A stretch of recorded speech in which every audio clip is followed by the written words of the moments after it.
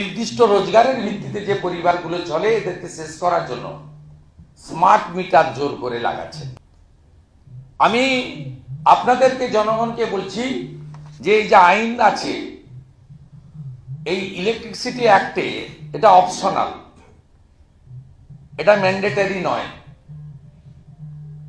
Smart meter আপনারা যদি মনে করেন লাগাতে দেবেন, ইয়েস। যদি মনে করেন লাগাতে দেবেন না, সেটাও ইয়েস। ভারত সরকারের যে বিদ্যুতের উপরে রেগুলেটরি অ্যাক্টস রয়েছে, যার কাগজ ফাইল আমি কাছে নিয়ে বসেছি, তাতে খুব পরিষ্কার কথা, এই অ্যাক্টের অনুযায়ী ইলেকট্রিসিটি রেগুলেটরি কমিশন, এইটা লেটেস্ট 20/2/2024, এটা অপশনাল। আপনারা যদি মনে করেন লাগাতে দেবেন, যদি মনে না করেন লাগাতে দেবেন না। যিনি মনে করছেন লাগাতে দেবেন না, ঘাড় ধাক্কা মেরে বাড়ি থেকে এই এজেন্সিকে বের করে দেবেন। কারণ এই এজেন্সি তৃণমূলকে 20% কমিশন দিয়ে পিবি সেলিম আর বিদ্যুৎ মন্ত্রীর যোগ সাজসে কমিশন দিয়ে তারা মাঠে নেমেছে স্মার্ট মিটার লাগানোর জন্য। এতে আপনাকে 12 মাসের বদলে 13 মাসের বিল দিতে হবে।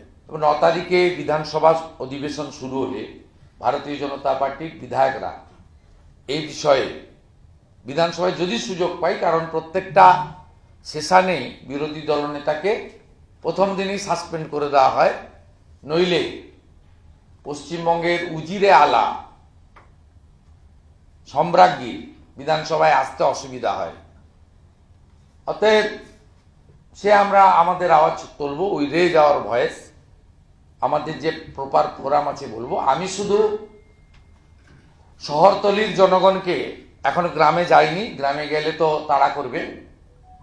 এখন এই শহর এলাকা মানে বৃহত্তর কলকাতা যাকে বলে, এই এলাকায় অনেক বাড়িতে জোর করে লাগাচ্ছে, আবার অনেকে রিফিউজও করছে। আপনারা একটা জিনিস আবার ক্লিয়ার করি, এটা বাধ্যতামূলক নয়।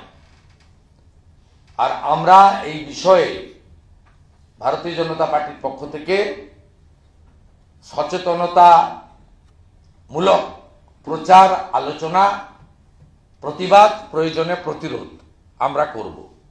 আমরা আগে মমতা ব্যানার্জি সরকারকে বলবো হুকিংগুলো কাটুন। আগে বিজেপির পক্ষ থেকে দাবি করব আগে হুকিংগুলো কাটুন, রেগুলারাইজ করুন। আমরা নিশ্চয়ই